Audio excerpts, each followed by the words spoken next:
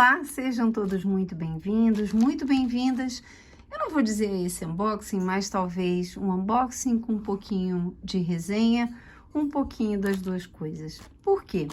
Esse deck aqui, gente, eu vou gravar esse vídeo fazendo só o unboxing desse deck. Vai ser a introdução de um vídeo mais longo que eu vou falar sobre o livro que eu comprei e que se refere também a esse deck. Então, vamos lá, essa explicação meio confusa, mas vamos lá. Esse deck aqui, gente, Oswald Wirth Tarot. Quem me acompanha há mais tempo no canal sabe que eu sou absolutamente apaixonada por Oswald Wirth. Talvez a linha, né, de pensamento com a qual eu mais me afinizo. E eu já tenho outro deck de tarô que eu não vou nem mostrar aqui porque ele veio todo errado. Ele foi produzido a partir do deck de Oswald Wirth, mas ele é todo errado. Eu tenho esse aqui que eu adoro. Tem um outro com os 12 arcanos maiores também seguindo essa linha do Symbolic Tarot of Wirth. Mas o que acontece? Eu tenho esse livro pelo qual eu estudo Oswald Wirth. É uma edição em italiano, vocês podem ver que é uma edição muito antiga, né? E eu estudo, gente, eu estudo assim, eu estudo riscando, eu estudo sublinhando, fazendo anotações. E aí, o que acontece? O livro está se despencando inteiro. E aí, eu resolvi comprar a versão dele em inglês. A continuação do vídeo que eu vou gravar amanhã de manhã vai ser sobre esse livro, Tarot of Magicians. Eu não sei se é assim que se pronuncia. Então, é aquele mesmo livro, só que numa versão em inglês, com a introdução de Mary Kay Greer, que é maravilhosa. Esse livro já chegou há mais tempo, eu já comecei a estudar. Então, ele assim, eu já lia o outro, né? Mas fui fazendo outras anotações. Ele tem umas tabelas muito interessantes. Amanhã a gente vai falar sobre ele. É claro que para vocês vai chegar tudo num vídeo só, tá? Mas eu tô gravando à noite porque eu já quero olhar esse deck. E aí você vai me perguntar, por que você comprou? Opa, já rasguei aqui. A caixinha da US Games, mas é ruim de abrir, sabe? Deixa eu pegar aqui uma lixa de unha e tentar abrir sem estragar, porque na verdade eu já estraguei ele. Ó, já rasguei aqui, mas tudo bem. O deck é da US Games, maravilhoso. O fundo é dourado. E por que eu comprei esse deck? Porque, gente, estudando o livro, né, aquela versão lá em italiano, eu fui percebendo que Wirth se referia a algumas cores. E nada, absolutamente nada do que aparece no desenho é aleatório.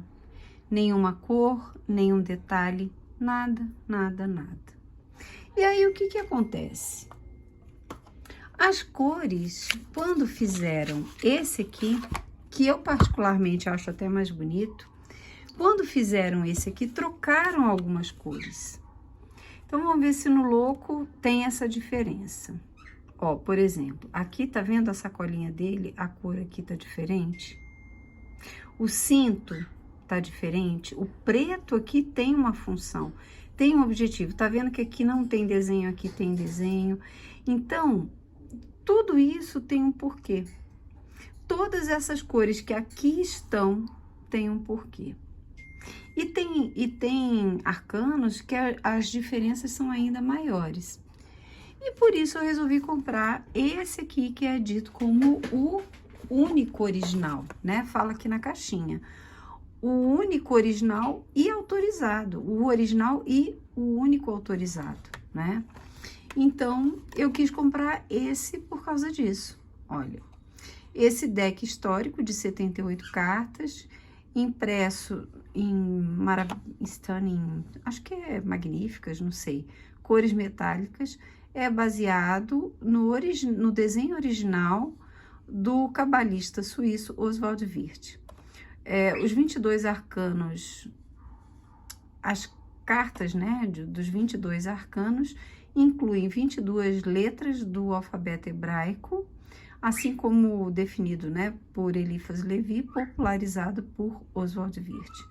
Os 56 arcanos menores incluem os 4 naipes de espadas, paus, copas e ouros, ou moedas, no caso aqui.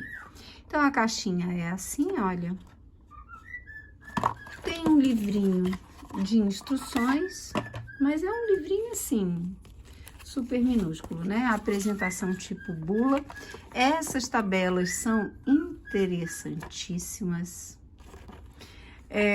A referência astrológica é diferente. Então, aqui, olha, tem algumas interpretações.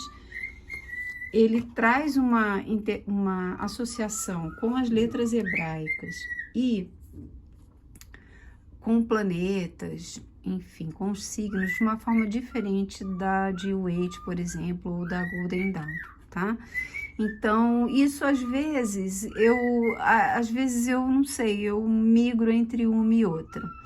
E eu vejo aquilo que faz sentido, né? Mas ainda é um estudo e que provavelmente vai levar mais umas 10 encarnações, no mínimo.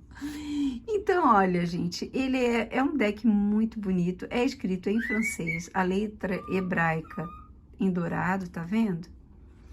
Aqui o fundo dourado. Olha, o mago. Tudo tem um porquê, se vocês repararem nessa flor. Tudo tem um porquê. A descrição da carta da sacerdotisa dele é maravilhosa.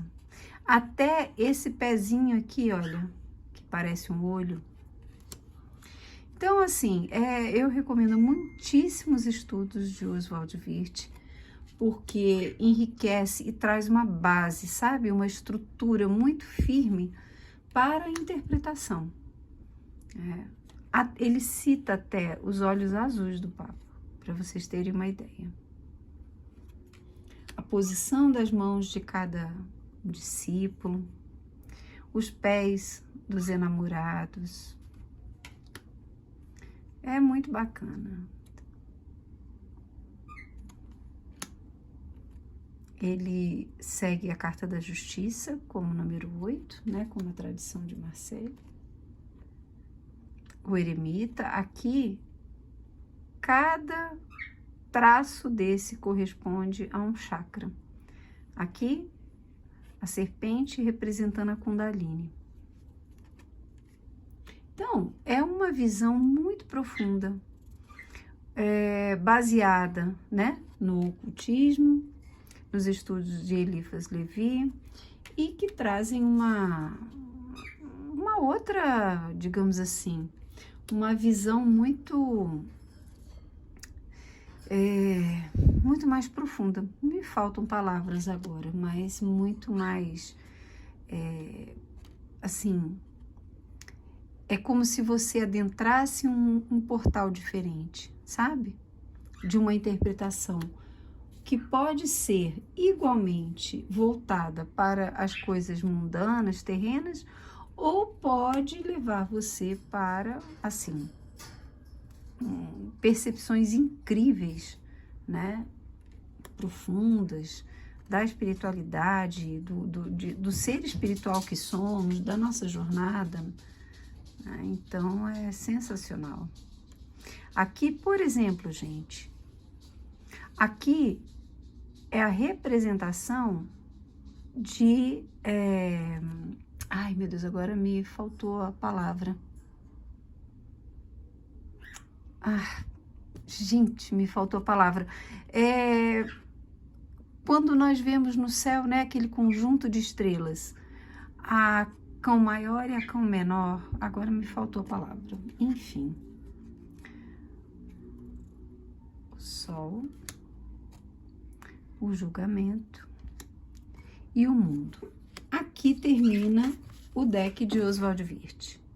Ele só trabalhou, só desenhou, né, a partir dos desenhos de Marselha, ele só desenhou os 22 arcanos maiores.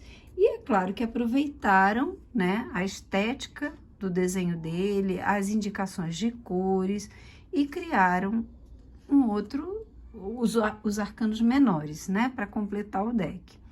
Então, aqui o rei de espadas, a rainha de espadas, o cavaleiro e o pajem. Aqui, né, segue Marselha. Então, vamos lá, todo naipe de espadas aqui. Então, você só vai ter os símbolos, né, o símbolo do naipe. Aqui você tem o número, olha, 10, 9, 8, em algarismos romanos. Aqui também, então, indicando que elas podem ser jogadas de forma invertida. Eu não falei do verso, né? O verso não me atrai muito, não, tá? E aí eu não vou mostrar, gente, porque aqui esses detalhes, eles têm, às vezes, fundamento. Eu gosto muito dos arcanos menores desse outro deck aqui. Eu gosto mais desse visual, dessa arte, inclusive das referências.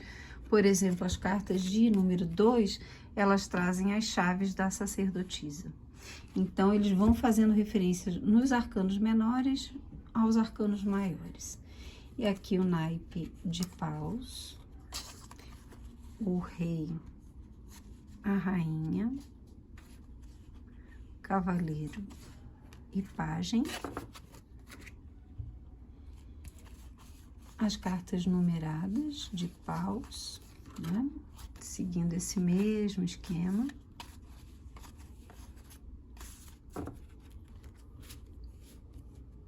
O naipe de copas. Então, aqui a corte de copas, né? O rei, veja que não tá na água, né? Como as representações mais tradicionais, né? Especialmente da Golden Dawn. A rainha de copas, o cavaleiro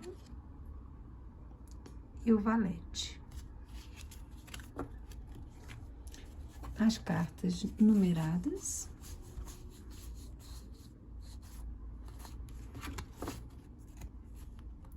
O mesmo esquema, em todos é o mesmo esquema. Eu não reparei, mas eu acho que há uma diferença nas flores. Tem um livro, gente, que eu tá até aqui na minha mesa, eu vou mostrar para vocês, que é do Jodorowsky, um cineasta argentino, que é muito interessante o trabalho dele com tarô. É O Caminho do Tarô. E ele explica, ele gosta muito de Marselha e é a base do livro dele. E ele vai explicando nos arcanos menores a disposição dessas flores, o significado, sabe, delas. É uma leitura interessante, é uma leitura bem complexa, mas interessante. Aqui a gente tem o rei de ouros, a rainha, o cavaleiro e o pajem ou valete. E aí, as cartas numeradas do naipe de ouros. Para Wirth, aqui não tá bem nessa ordem, mas o naipe mais restrito, e a gente entende por quê, né? Mais denso, era o naipe de ouros, o elemento, né? E porque era o mais ligado à terra. Então, é muito interessante o estudo, gente. Eu recomendo muitíssimo. Amanhã eu gravo o restante do vídeo com o livro, né? Mostrando para vocês. Quando eu cheguei a citar esse livro, quando eu fiz o unboxing desse deck, que acho que foi desse. Tá aí na playlist, tá? Para quem tá chegando agora, tem uma playlist aí com muitos decks, alguns livros também. Então, quando eu fiz o unboxing desse deck, eu citei esse livro, se eu não me engano, a versão italiana. E uma pessoa falou, desculpa, eu não lembro o nome, mas alguma pessoa falou, ah, faz a resenha desse livro. E eu pensei que talvez não valesse a pena, porque esse não é um livro tão acessível assim, né? Ainda mais sendo em italiano, e dificulta um pouco, assim, o estudo é interessante, mas dificulta um pouco por causa da língua, nem todo mundo lê em italiano, e também uma edição muito antiga, né? E em geral, o que se encontra hoje é em sebos, eu acho até que tem na Amazon, mas muito caro. Esse aqui também não é um livro tão barato assim, acho que foi em torno de R$ 120 por aí, mas já é relativamente mais acessível, né? E a língua também facilita um pouco mais. E aí agora acho que chegou a hora de falar sobre ele, tá bom? Interrompendo o vídeo aqui e começando falando sobre o livro, tá? Então vamos lá. Bom, dando continuidade ao vídeo, hoje vocês podem perceber a iluminação, a gente tá de manhã. Isso foi ontem, 21 de novembro, hoje dia 22 de novembro, gravando eu não diria uma resenha, mas é quase isso, desse livro, né, que eu citei no início do vídeo, Tarot of Magicians. Ele tem outros nomes, em português chegou a ser publicado, se eu não me engano, pela Martins Fontes há muitos anos atrás, mas eu não acho nenhuma cópia desse livro, se eu não me engano, com o título de Tarô dos Imagineiros da Idade Média, que corresponde mais ou menos ao título em francês, né? Então, Oswald Wirth, como já, né, citei ali até mostrando a caixinha do deck, né, desse deck aqui, ele era, gente, é muito interessante a historinha que ele conta aqui. Ele era um mesmerizador, era o nome que se dava na época, a uma pessoa que dá um passe, a uma pessoa que manipula energeticamente o fluido universal com fins, né, com o objetivo de cura, enfim. E ele fazia isso. E ele tinha, né, até uma certa expressão. Se eu não me engano, ele já morava na França nessa época, não tenho certeza. Ele é suíço, né? E ele estava atendendo uma cliente, né? E essa pessoa falou que ele receberia, ela estava meio em transe, e falou que ele receberia uma carta com selo vermelho de um rapaz louro, de cabelo encaracolado, olhos azuis, que iria mudar a vida dele. Esse rapaz, ele até estava desistindo já da ideia, achou que fosse maluquice lá da senhora, mas ele sim recebeu essa carta, essa comunicação eu acho que se pronuncia Stanislas de Guaita, não sei, é em francês, Stanislas de Guaita, que aportuguesado vira isso. E ele vai contando essa história. Aqui no início a gente tem uma introdução de Mary Greer, que é uma autora, né, atual. Não tenho certeza se ela tá viva ou não, mas eu acho que sim. Olha, isso foi feito em 2012. E aqui já tem o prefácio do autor. Essa historinha que eu conto tá aqui também. E ele, em contato com o Stanislas, ele descobre um novo mundo. A princípio, ele foi chamado para desenhar. Ele era também um desenhista. E o Stanislas foi muito, muito generoso com ele. Ele cita essa generosidade aqui, que foi abrindo, disponibilizou toda a biblioteca para ele. E em determinado ponto, né, dessa troca, ele passou a ser secretário do Stanislas e em determinado momento ele pediu que Oswald Wirth desenhasse ou redesenhasse um novo tarô. E aí, olha, vem aqui, olha que interessante. Essa primeira versão do tarô que Oswald Wirth desenhou em 1889, vem aqui no livro. A gente pode, e para recortar. É claro que é um papel super, super fino, papel de revista, Então, assim, eu não vou nem recortar isso, eu acho que serve como referência pra gente olhar e tal, porque depois ele reavaliou essas imagens, eu acho que em 1926 que ele publica esse aqui, eu não tenho certeza, mas ele aí redesenha, né, melhora, enfim, a partir dos estudos dele. Então, vamos voltar aqui para Mary Kay, acho que é Mary Kay Greer, que vai falar sobre o trabalho dele, o quanto o trabalho é maravilhoso, né? Os símbolos sagrados, a capela do tarô, acho que é isso, Chapel? Não, acho que não é isso não, não sei. Isso aqui eu já não me lembro mais. Eu li muito rápido isso aqui porque eu já tenho esse livro, né? Como falei no início do vídeo, aquela versão italiana.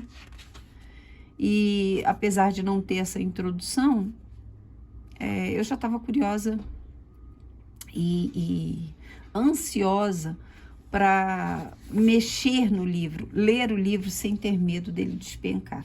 Então, aquela versão italiana antiguinha, eu tenho que sentar na mesa para ler, né? Porque senão ele se despenca. Esse aqui eu já deitei na minha cama e já comecei a ler, então não, assim, eu fui avidamente lendo, né? Para quem está iniciando no tarô, como ler esse livro, então ela dá algumas orientações, padrões de meditação, ela traz uma outra abordagem aqui, e a divinação, né? E aí, vamos lá, aqui tem o prefácio do autor. Isso aqui eu achei muito interessante, eu vou estudando assim, né, gente? E eu me propus a ler desde o início esse livro, né? Não ir pulando. Eu tenho mania, gente, de ler de trás para frente. Todo livro que eu pego, eu começo a ler de trás para frente. Se vocês observarem, já tem aqui algumas coisinhas que eu fui sublinhando. Cadê? Sei lá, nem tá aqui. Eu vou lendo de trás para frente, só que isso não é normal, né, gente? Vamos combinar que isso é esquisito. E não traz a absorção verdadeira do conhecimento quando a gente lê na ordem que o autor propôs, né? Então, aqui, ele está contando a história, né, de como, do envolvimento dele com Stanislas de Guaita, quanto ele foi aprendendo e crescendo. Isso aqui eu achei muito interessante, olha. Nenhuma coleção de símbolos é comparável a isso, revelando, assim, a sabedoria de uma forma completamente inarbitrária, para cada um discernir livremente, sem ser, digamos assim, influenciado por qualquer outra sugestão, mas somente pelo silêncio das imagens. Contido de uma forma condensada, de outra forma, inexplicáveis pensamentos, essas imagens não têm palavras, mas não escondem o fato de que elas têm nos feito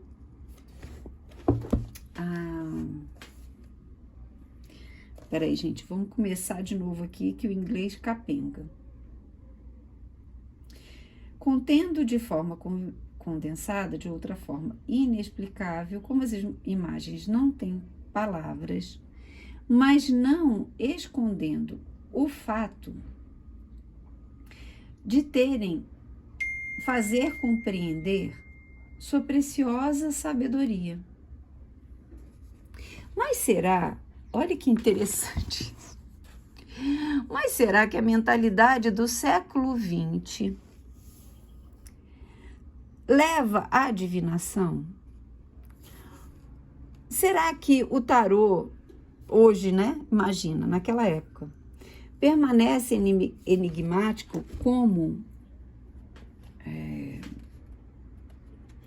Peraí, gente. É porque eu fico nervosa aqui de ler inglês na frente de todo mundo, aí eu me embanano toda. Qual seria a sorte do tarô se ele hoje permanecesse enigmático, tal como chegou até nós, sem ser acompanhado de algum texto interessante, por mais irrelevante que seja. Então, o que ele fala aqui? Apesar dessa minha tradução capenga. Que as imagens do tarô falam por si. Porém, o que seria, né, da interpretação dessas imagens num tempo que ele vai falando aqui corrido, que as pessoas não têm tempo, é muito interessante isso, né? Imagina hoje em dia. Que abre brechas para interpretações personalísticas.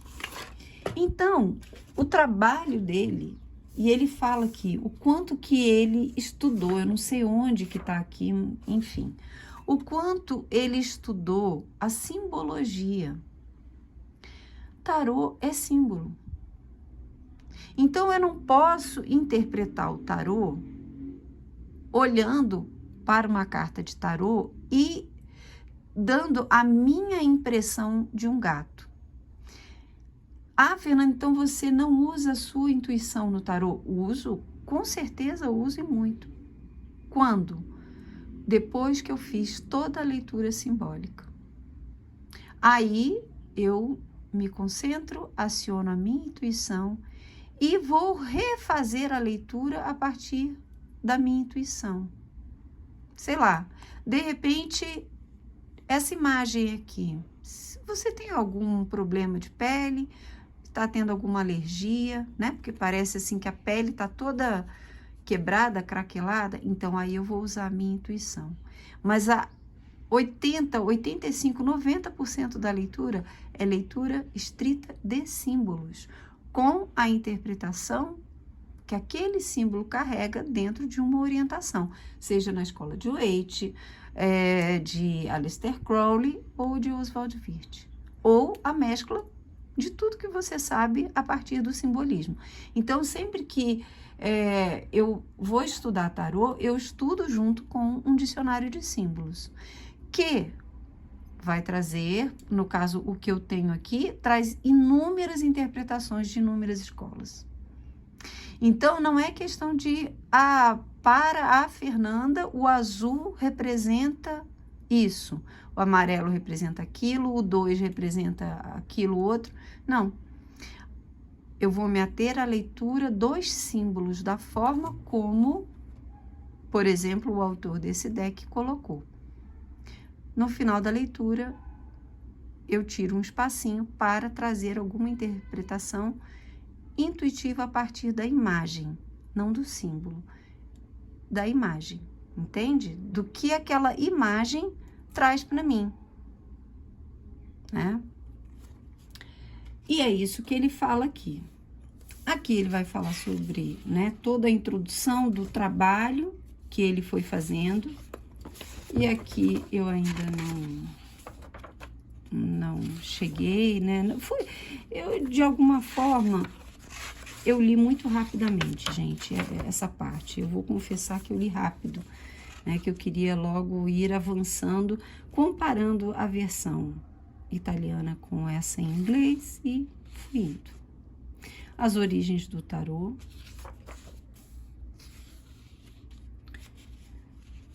O livro de Thoth, né? E o que ele vai falando aqui. Que até o século XVIII, o tarô era visto apenas como uns remanescentes de uma era bárbara e sem qualquer interesse. Ninguém tomou conhecimento disso até 1781, a data da publicação do Le Monde Primitif, não sei se é assim que pronuncia, o Mundo Primitivo, de Kurt de Gébelin, obra iniciada, que aparecia no volume 8, página 365, com as seguintes linhas. Se alguém ouvisse a afirmação de que ainda hoje existe uma obra dos antigos egípcios, um dos livros salvos das chamas que destruíram as suas soberbas bibliotecas, um livro que contém a sua mais pura doutrina sobre objetos de interesse de cada um de nós, sem dúvida, fica ansioso para saber tal precioso e extraordinário livro. E aqui ele vai falar que é do tarô. E por que eu estou citando isso? Existem muitas controvérsias a respeito da origem do tarô. Alguns autores negam veementemente que o tarô nasceu no Egito. Outros afirmam categoricamente que veio do Egito.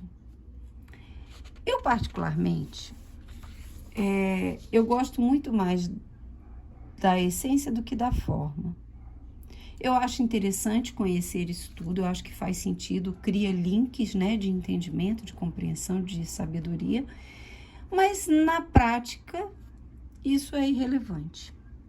O que importa para mim é entender realmente o que aquele conjunto de símbolos está querendo me dizer.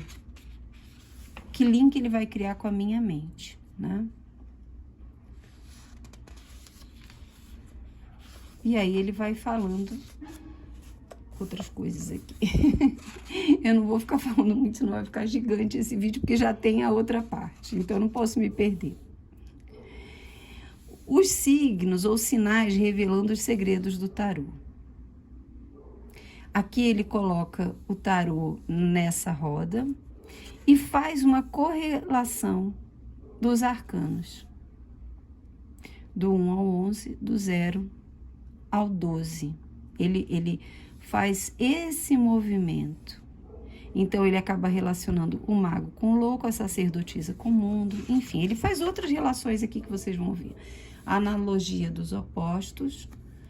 Jaquim e Boaz são as colunas, né, do Templo de Salomão que aparecem na carta da sacerdotisa. Aqui é muito interessante isso. Ele coloca esses 5 arcanos até o Papa como uma preparação. A carta, o arcano 6 e o 17 como uma ponte, um centro de transição. E aí, aqui, essa primeira coluna é de atividade, essa primeira, ou Yan, essa segunda, na verdade, coluna não, essa fileira, né? E essa segunda fileira de passividade, ou Yin. Então, aqui o ser humano age, aqui o ser humano recebe os efeitos. No meio, os arcanos, e logo o arcano 6, que é da escolha. Então, eu venho aqui nessa preparação, eu encontro um ponto de transição, que é também um ponto de escolhas, e aqui eu vou aplicar tudo que eu aprendi aqui, nessas cartas. Aqui já vem o resultado das minhas escolhas. O estudo é muito profundo e muito interessante. Primeiro grupo de arcanos e as transposições, revelando as transposições. Olha como ele faz todo um caminho de leitura, de entendimento entre os arcanos. O segundo grupo de arcanos e o terceiro grupo de arcanos. E ele vai falando, fazendo essa relação, e o último grupo. Os 11 casais. Então, ele coloca aqui, por exemplo, aquelas analogias, aquelas conexões, o ponto de começo subjetivo, o mago e o louco. O mago ativo e positivo, o louco passivo e negativo. A percepção do desconhecido, a sacerdotisa e o mundo. A assimilação do que está fora de si, o imperador e o julgamento. A iluminação espiritual, o imperador e o sol. Então, ele vai fazendo toda uma conexão. Gente, esse livro é uma preciosidade. E ele trabalha com tétrades. Então, ele trabalha com grupos de 4. O mago, a força, o louco e o pendurado. E vai fazendo essas relações também. Aqui ele já entra no tarô cabalístico. Então, ele vai falando o número 21, a lei do ternário, os 7 ternários, né? Ativo, intermediário e passivo, o corpo, alma e espírito, os 3 setenários, aqui também, ativo, passivo, intermediário e ativo, corpo, alma e espírito. As operações teosóficas, as somas teosóficas, eu sempre aplico isso também nas leituras. Então, aqui, a soma teosófica e a redução teosófica. Aqui, a sefirá, ou as sefirós, sei lá, gente, agora me enrolei aqui. Os triplos ternários. E olha que interessante ele vai fazendo.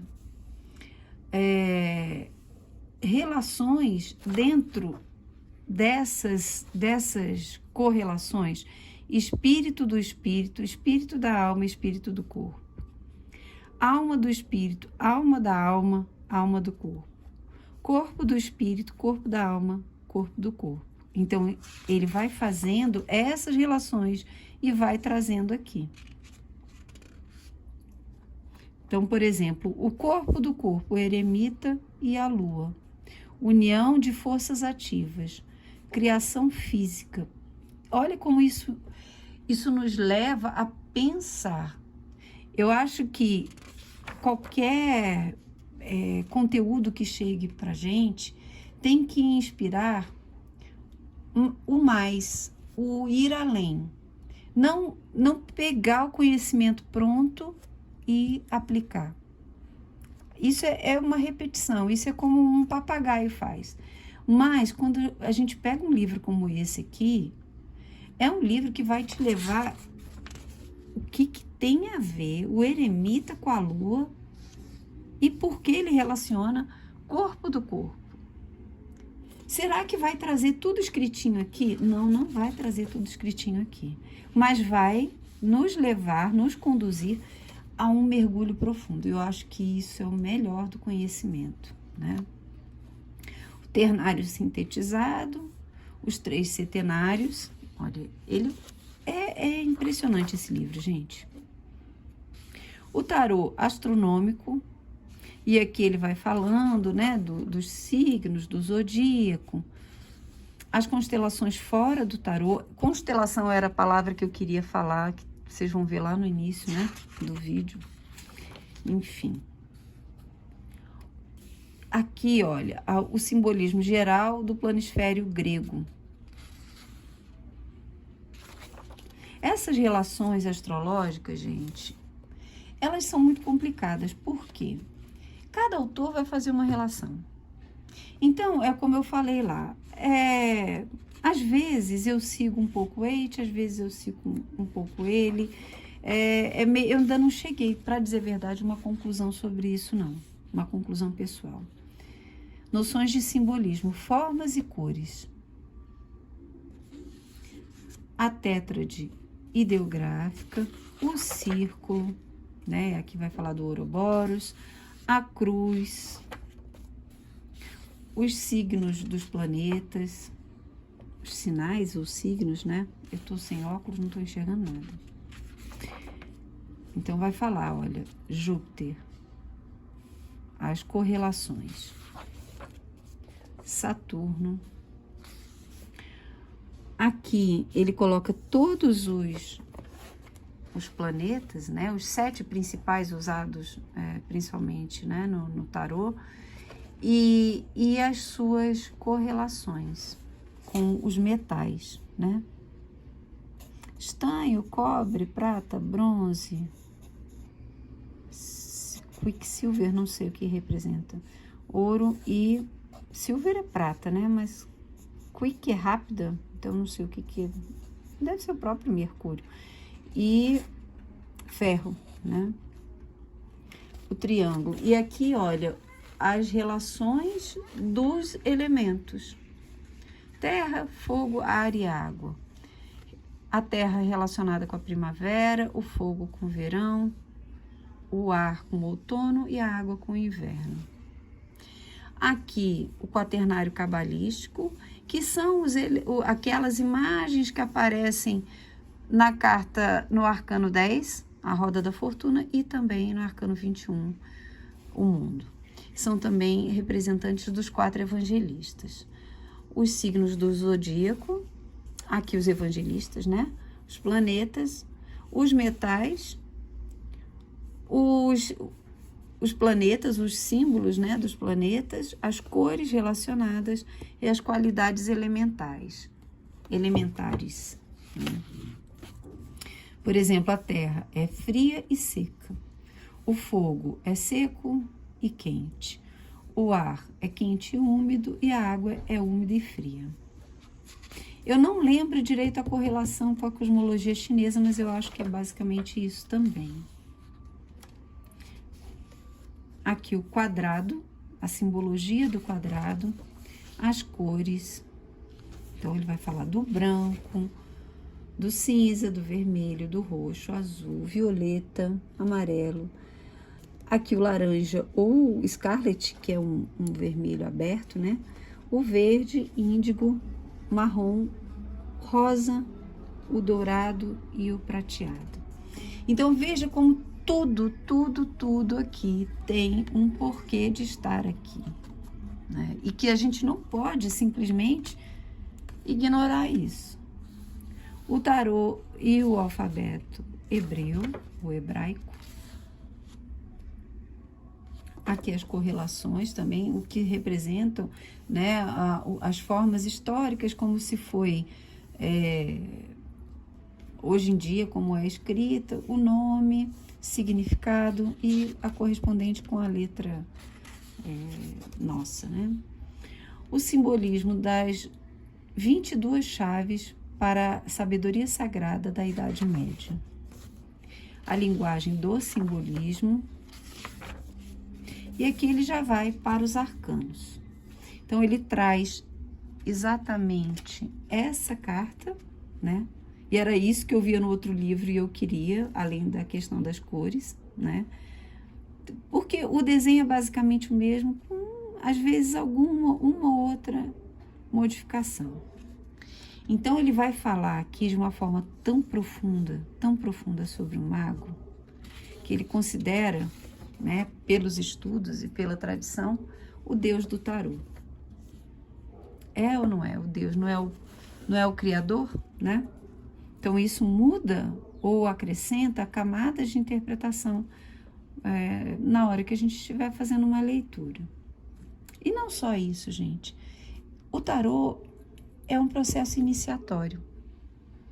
A pessoa pode se render a esse processo ou não, mas é uma iniciação, entende?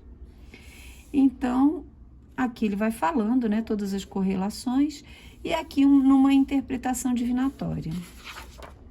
E aí vai todos os arcanos, lembrando que ele só trabalhou sobre os 22 arcanos maiores, né? E aqui a gente tem uns apêndices. Ó, aqui a gente chega no louco, ele coloca como o último arcano, né? Como, na verdade, um elo entre essa jornada, né? Sem fim. E aqui o resumo e recapitulação. Vejam que eu já dei uma fuçada aqui, né? Aqui, olha, o deus do tarô é o mago, o pai de todas as coisas. Eu achei isso lindo. Então, aqui, ele vai falando sobre cada arcano, de uma forma muito linda, de uma forma muito poética. O programa de iniciação, como é revelado pelo tarô. É isso aí. Tarô visto sob a luz da filosofia hermética. Então, ele vai falando novamente de cada arcano, né? Ó, vou ler, por exemplo, aqui a estrela. A influência das estrelas, astrologia. O homem sábio não queima com impaciência. Ele observa as estações e espera calmamente pela natureza trazer aquilo que ela compartilha em seu trabalho e que ele que vê de uma forma mais ampla. É isso que eu entendo aqui, né? Depois eu vou traduzir melhor. Se contasse consigo mesmo, obteria apenas um resultado ruim. Sem a ajuda do céu repleto de estrelas, o homem luta cegamente. O homem luta cegamente na escuridão terrena. Então, ele vai complementando a leitura de cada um, através de vários olhares, né? Aqui é o olhar da filosofia hermética. Aqui, um programa de iniciação. Aqui, pela maçonaria, né? As harmonias maçônicas no tarô. Então, vai falando novamente de cada arcano interpretado sob esse olhar. A interpretação dos arcanos em termos de bom e ruim. Então, vai trazer a interpretação boa e ruim de cada carta. Aqui, gente, pelo outro livro, né, a versão italiana, eu já li. E algumas eu não, assim, eu ainda preciso pensar mais. Eu não sei se eu concordo muito. Por exemplo, ele, se eu não me engano, é no Arcano da Lua, ele traz interpretações muito pesadas, assim. Então, olha só, a difícil conquista da realidade. Para mim, isso acaba sendo um significado negativo, não positivo, né? Instrução pela dor. Então, tem aqui algumas questões que eu preciso analisar, aprofundar, para entender melhor. O tarô aplicado na adivinação. Imaginação, a arte da divinação, os instrumentos de divinação. Então, vai dar uma pescada histórica aqui bem rápida. Aqui o I Ching.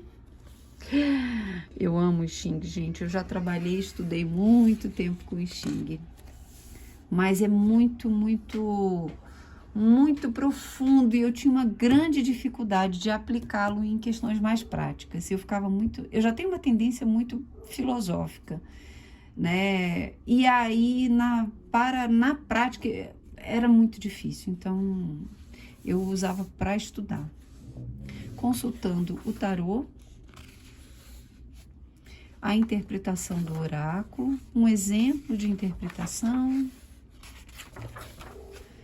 a realidade da arte de divinação ou divinatória e a conclusão. Aqui, novamente as letras hebraicas, né?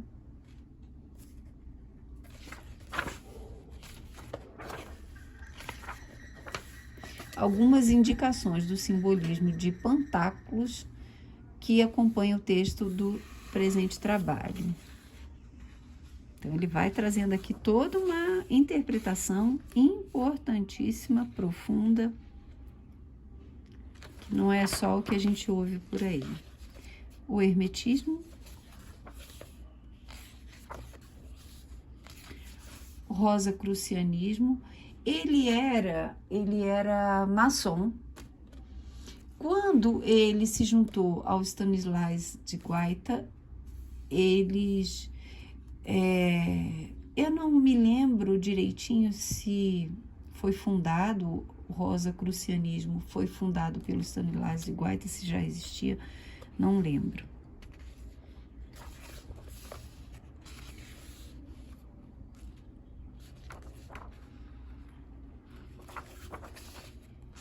A mitologia, então várias linhas de conhecimento.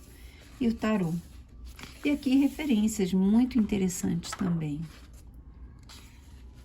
Aqui já é, acho que uma parte que a editora traz, né? os oráculos ou decks de Virte e os decks inspirados em Virte. Então, vai explicar aqui.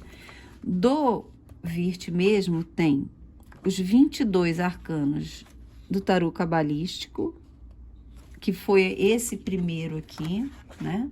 Que foram só 350 cópias.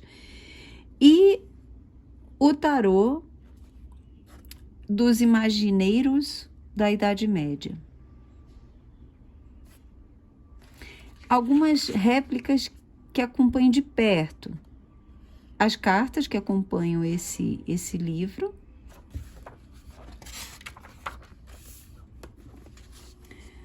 Oswald Wirth Tarot Deck, que é com imagens de Michael Simeon. O Wirth Tarot, que foi publicado, me parece, que fazem a réplica das cartas de 1926, uma edição Art Nouveau, que eu acho que é aquela antiga que eu mostrei ontem, que não tá aqui, que eu já organizei minha mesa para o trabalho, e o tarô de Oswald Wirth, que também são essas 22 cartas. E aqui tem adaptações, inúmeras adaptações, né? Não vou ler todas, tem até um Radical Wirth aqui, Zanoni Tarot, esse Universal Wirth, que esse aqui, que é uma tristeza, que é o que eu tenho. E a versão que eu comprei tá toda manchada, então o verso é roxo e rosa, sem nenhum, tudo aleatório, entendeu? Não gostei dessa versão. Para os nossos leitores, e aqui termina, né? Com as cartinhas aqui. É isso, gente. Eu espero que vocês tenham gostado. Eu espero que seja interessante. Eu já vi que deu só essa parte do vídeo 36 minutos, então vai ficar gigante. Vou encerrar por aqui. Um grande beijo, fiquem com Deus e até a próxima.